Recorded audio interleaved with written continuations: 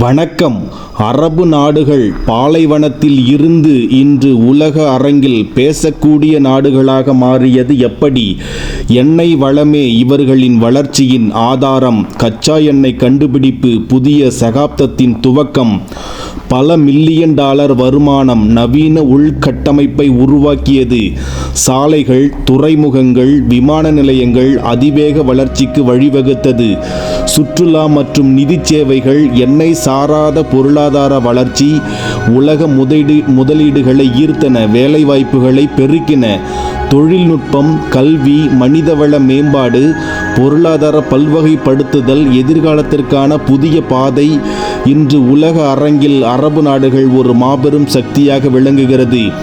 இந்த வீடியோ பதிவு உங்களுக்கு பிடித்திருந்தால் உங்களது நண்பர்களுக்கு ஷேர் செய்யுங்கள். புதிய நண்பர்கள் சப்ஸ்கிரைப் செய்யுங்கள், லைக் செய்யுங்கள், கமெண்ட் செய்யுங்கள். வணக்கம்.